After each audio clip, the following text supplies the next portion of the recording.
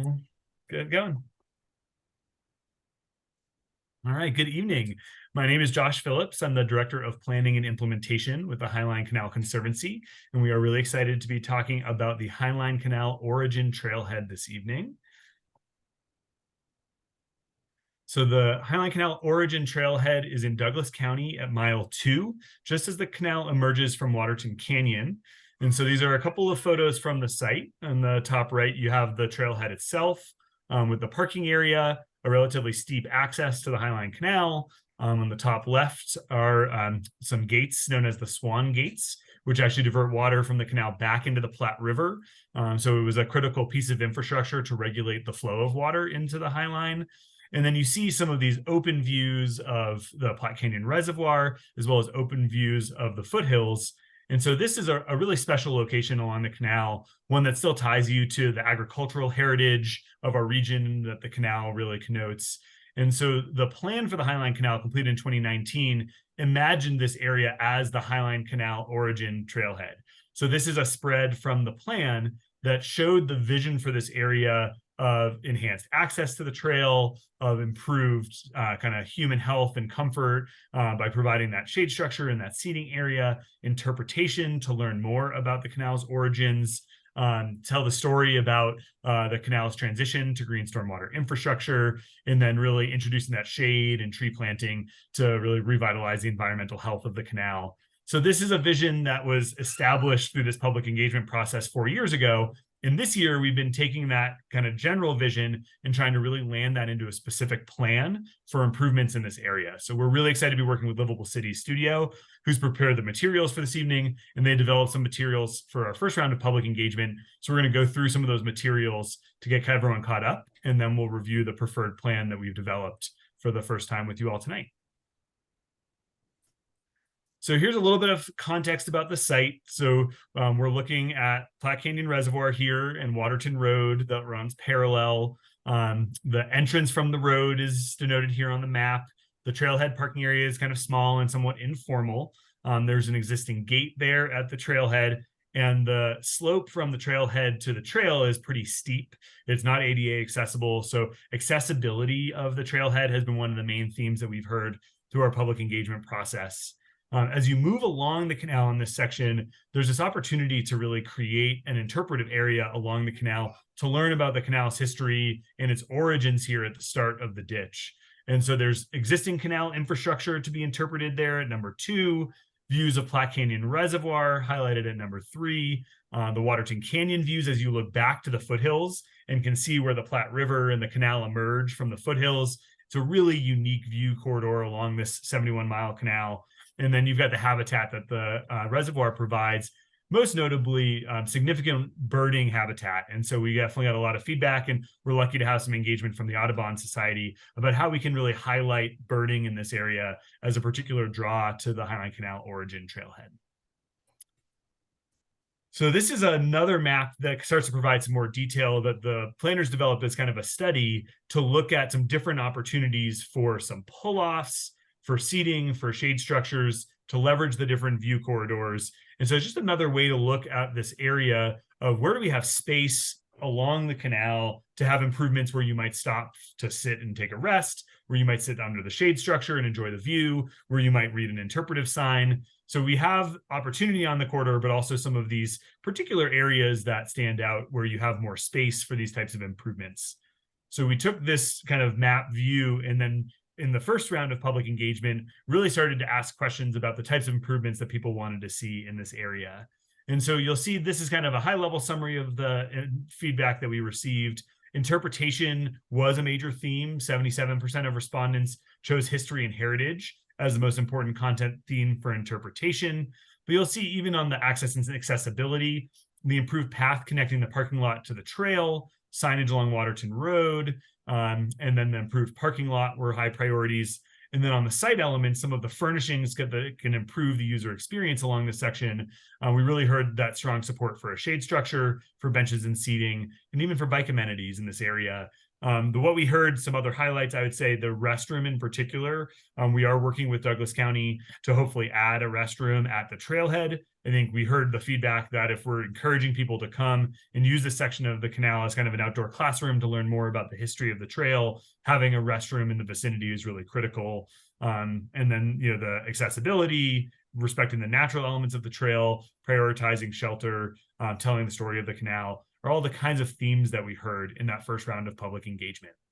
The other thing we did in that first round of public engagement is Livable Cities had put together a couple of different studies that you can see here to look at some of the different aesthetics, materiality, and approaches to adding some of these site elements and furnishings to do interpretation in a way that might be more creative or unexpected than you might find typically on a trail. And so we got some specific feedback on these 3 studies. So I'll just go really quickly through the general feedback that we heard about each. And then we'll hand it over to Will to walk us through our preferred plan that we're excited to share with you all this evening. So first on study number 1, there was some strong support for this large interpretive educational panel with information related to the canal. So typically our signage has been a little bit more low key, a little bit more natural, but we were really interested to see folks did think in this location where it's the origin of the canal, it's this chance to tell this broader story about the canal and its history, that there was interest in maybe a larger scale of some of the signage. And so that's something that's included in the design and would love to get additional feedback on. And then the overall aesthetics, these characteristics related to the canal infrastructure. So not just wood because it relates to the canal's natural character, but using some of the concrete and metal grading that's actually used in Waterton Canyon at the diversion dam where the canal begins to mimic some of that materiality. And it's a really, I think, a neat way that Livable Cities has tried to bring in the infrastructure and the engineering of the canal into the design in a really creative way. So on concept study number 2, so this was one that was kind of lean more on the wood and some more kind of natural materiality. We did hear that the signage consistent with other canal-wide signage was desired. And so we do have a kind of wood and metal sign package that we're using. And then second was this overall aesthetic, kind of the natural characteristics. So folks, while there might be some interventions that bring in the concrete or the metal, still leaning on the natural characteristics, and the wood was an important balance for folks. The shade structure, I think, received support in the wooden monument signs as well, which we really like to denote this as a special place that you would stop along the trail. And then finally, on study 3, this one was kind of these more vertical elements, kind of just drawing from like a bird screen or a bird blind was one of the thoughts, with this being this birding hotspot. Is that a character that might come through in some of these site improvements? But interestingly, this was the option that people did not respond to positively. Generally, folks did not care for this option in comparison to the others. I think the natural wooden benches were the one characteristic that we could take away that did have a little bit stronger support. So thinking about the blend of materials in some of the site elements is something that you'll see really comes through in these preferred plans tonight.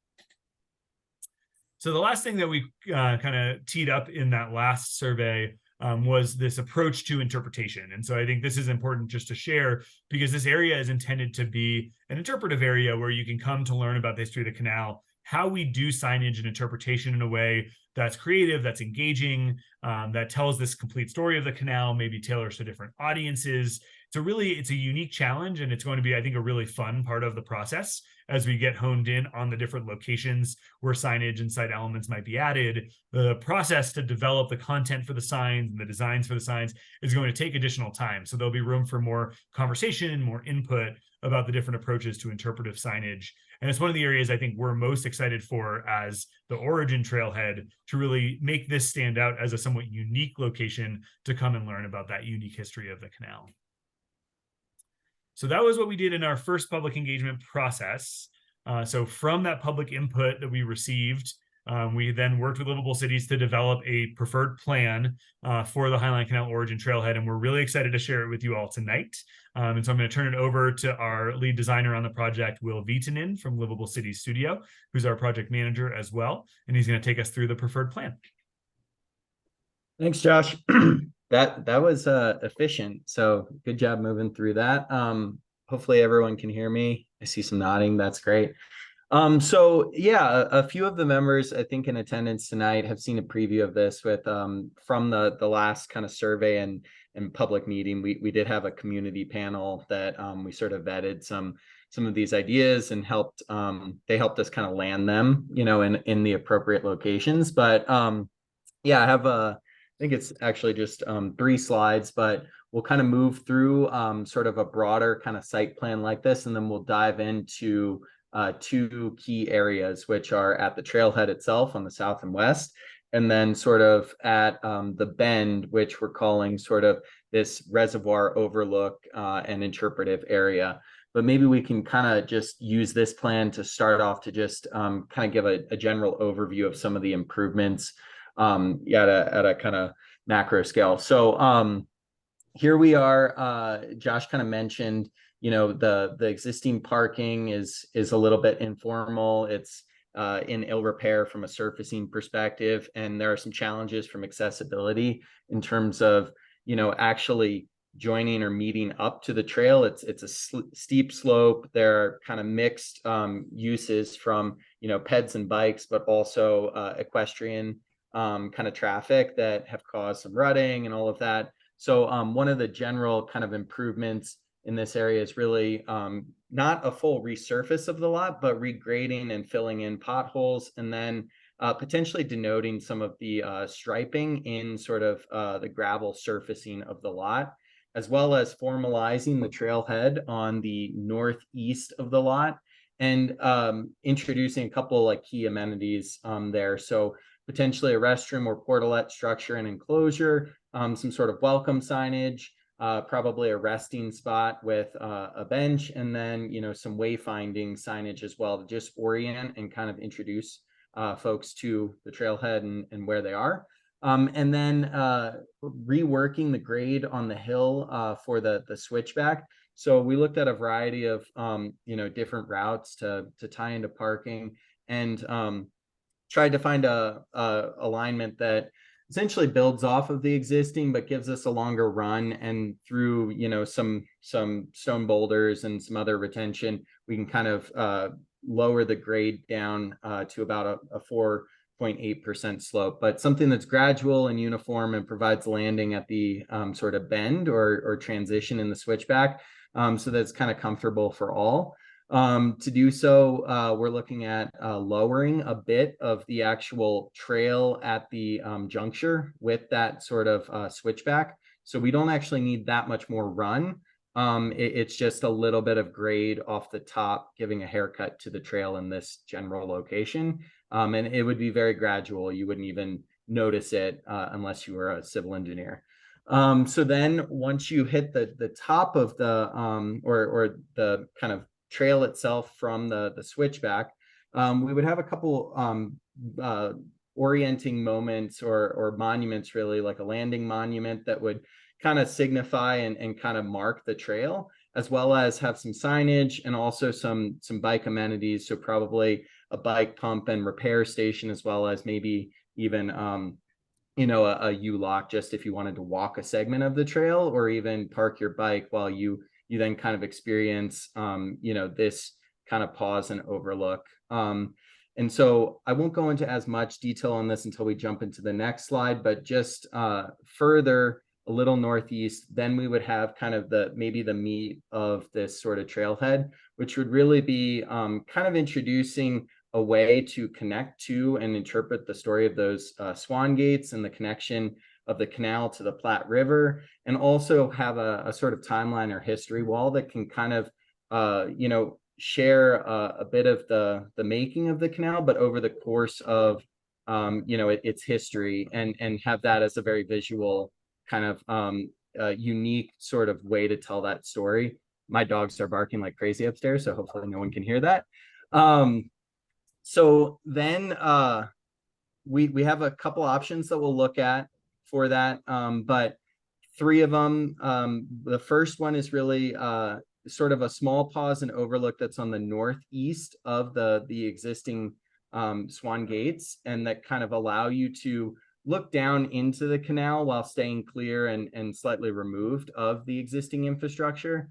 A second alternative, which is kind of setting just a pull off with some seating and a safety railing but really allowing you to just kind of look at the gates from a few feet away and not as much look down into the canal, which may not really give us as much of the story that I think, as Josh mentioned, came forward in the last round of public input as kind of lowering down and sort of maybe talking about the story in the canal itself and showing the structure from the other side. And then a third option, which is really, maybe a little bit of a challenge from a Denver Water standpoint, and we're working with Denver Water to kind of talk through the maintenance of these swan gates and how detritus need to kind of access them, but where we actually incorporate the existing structure into an overlook, add a railing that kind of creates this sort of prow that allows you to have signage right next to the structures and look directly down into the canal. Some additional improvements are being considered within the canal itself to potentially improve some of the concrete diversion structures, these sort of fins that stick up because there's a little bit of erosion and kind of just the concrete is kind of spalling off. But the idea really here is to connect to that story. And then the second location is really at the bend. And here from the first round of public input, we heard shelter and kind of connecting to sort of this sense of looking out both at the city to the north and east, as well as to the foothills to the west, being a really great opportunity here. And this was kind of framed in that first map that Josh showed as that opportunity map.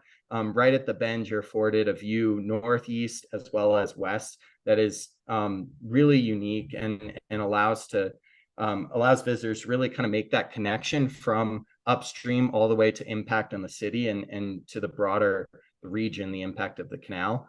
So I'm not going to describe the amenities in as much detail here because we'll go into it in the next couple slides.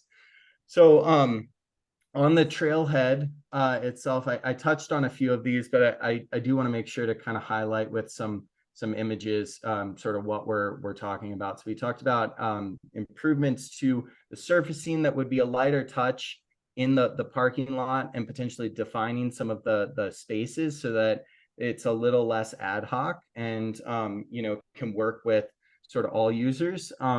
Then at the trailhead, kind of formalizing and having sort of some key amenities from an arrival perspective, from welcome signage and potentially a pause place to just kind of sit while you wait for others, but also sort of locating a bathroom that's got easy access from a maintenance perspective from the parking lot. And if you've driven to this location, while you would be at the parking lot, that you can kind of find that right away and not have that sort of litter itself on the trail itself.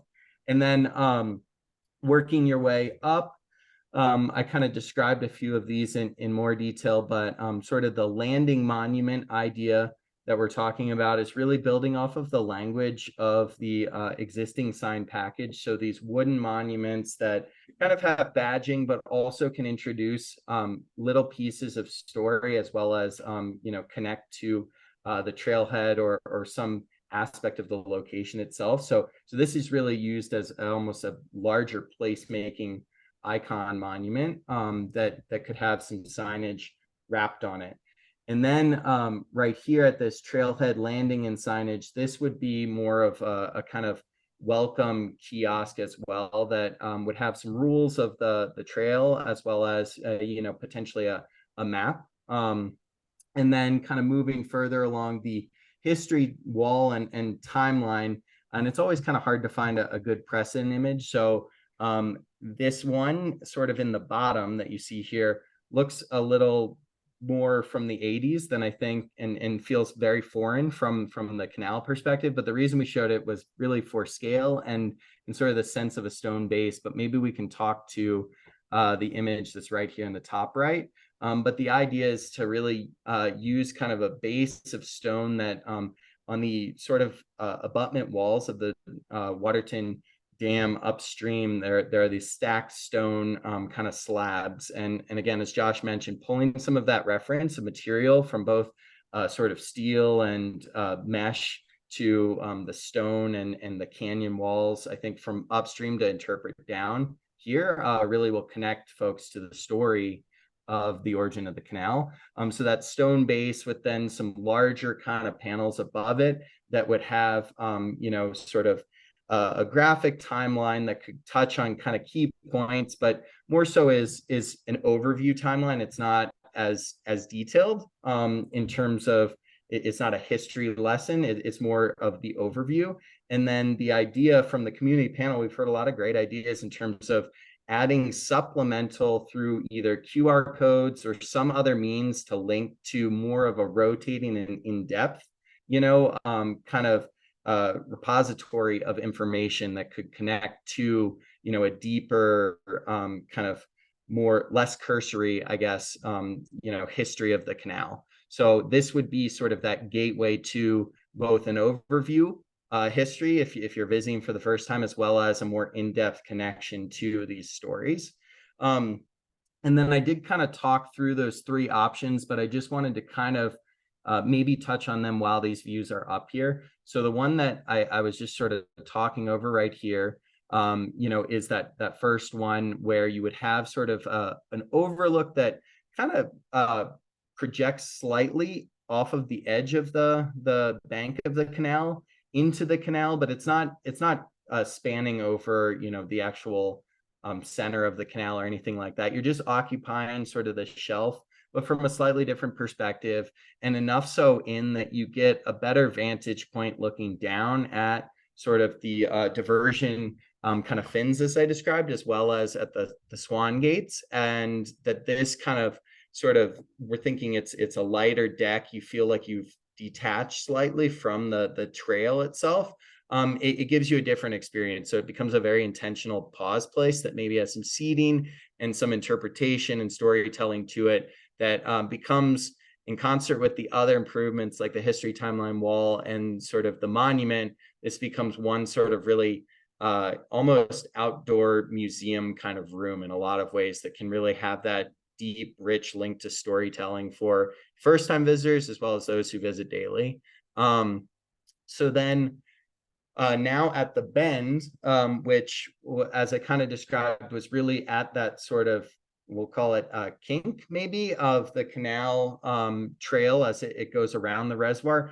You have those views looking both west up sort of the canyon and at sort of the foothills, as well as northeast over the reservoir, looking over sort of the kind of habitat and kind of banks on the east side of the reservoir.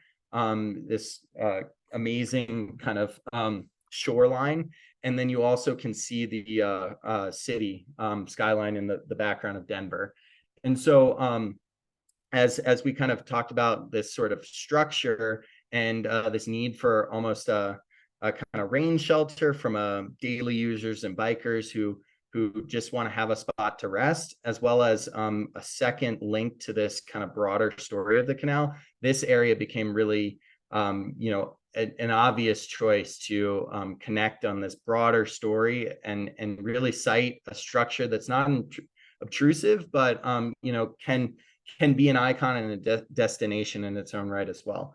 So this view is looking somewhat from the west, and just kind of clear looking east. So you see the reservoir on the left side and the trail kind of turning and running off into the distance. And then the canal, and its kind of trees would be on the right side of the image here. So the improvements in this area are kind of thought of as really centered around this structure, and then sort of this interpretive panel that becomes a brother or sister to that timeline. But the content of this interpretive panel really could be talking or could touch on the broader story and the connection from upstream at the actual origin itself, all the way to impact on the region and its connection and relationship to Denver and growing over the last so many years. So the content here is a little bit different, and it's less of a timeline, and it's more almost of a transect and talking about sort of impact on the region. And so from approaching on the east side or west as you're moving east, you would come across this sort of low hung, potentially kind of grounded interpretive panel that would have sort of a larger scale map potentially. It would feel of the same family and a graphic style and coloring, but again, talk about that sort of broader regional kind of framework and function of the canal. And it would have the same sort of materiality and again, stone base and touch on sort of the wood monument language that we kind of discussed at the entry trailhead. So it would kind of feel like, again, a brother or sister to that kind of entry story and serve as a link. And so that would be the first thing that you encounter. And then on the reservoir side to the north would be a sort of smaller kind of structure that roughly is about 20 feet by 10 feet undercover with a larger deck below it that would have a couple seating kind of options, some larger slab benches, potentially with the back, and then some interpretive panels again that in concert with the sort of interpretive signage panel that's more map based would really kind of create again another sort of node here that has synergy between these different elements. So I think one of the key ideas for both of these areas is that the interpretation really, these aren't one-off panels that have disparate information, but they build on one common narrative for each location that kind of gives a broader perspective on sort of that narrative. So it's not one off, like this panel talks about flora and fauna only, and then this one talks about history, but that they all kind of work together to kind of talk in an area about one broader theme and touch on that.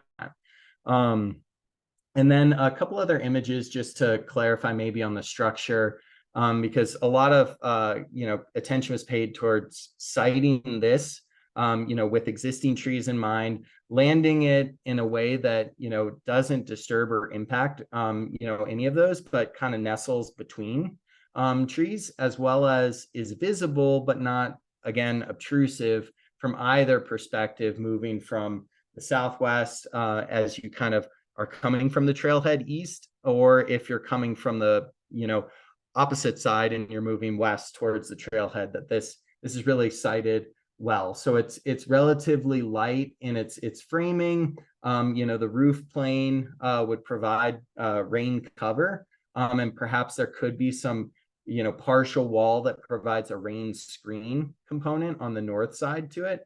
But really it's open and it's light, and it again feels really nestled in there. And one of the key ideas that I want to touch on here is actually from the east side, that we would use potentially a monument just in the same vein as at the entry trailhead, but that could become sort of this anchor.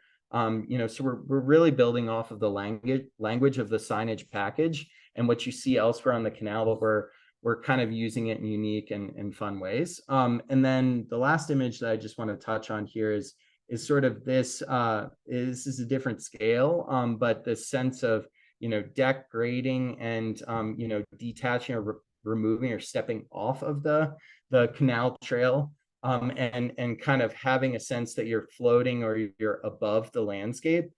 So through use of this kind of metal and in the structure, as well as on the ground and the deck surfacing, alongside concrete and same finishes as up at the dam itself, and then stone, we're really trying to connect to what is only a mile and a half or 2 miles away, but that's less accessible. So we're trying to bring that story down here so we can help to kind of share it and interpret it for a broader audience.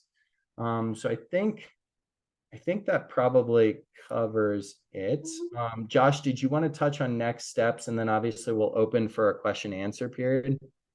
Yeah, thank you so much, Will. Really exciting to see these final plans come together. Thanks for all the work that you've done and your team's done. And so just to kind of quickly highlight the timeline, and then we're going to stop our recording and switch to Q&A for folks who are on the Zoom tonight. So our comment period is open now until the 20th on these plans. And so we'll be following up with an email with a link to take our just a couple questionnaire for any final comments that people have. The Livable Cities team will take any final comments and turn this into a kind of 30% more of a formal plan set with the engineering and designs. And then we're going to be taking those to the Douglas County Board of County Commissioners. So Douglas County is our partner in this project, but securing a funding match from the county and understanding the timing for when funding would be available to then really dictate when construction will take place. And then Livable Cities will keep moving through working on that technical plan set and engineering drawings to be ready to implement at least the first phase of these improvements next year. And then we'll see when those matching funds are made available. So right now, we really appreciate folks taking the time to fill out that questionnaire and give us their comments on these final designs. And then I think for the folks on the Zoom, we're going to stop the recording. And I've got another participant here who's going to join us.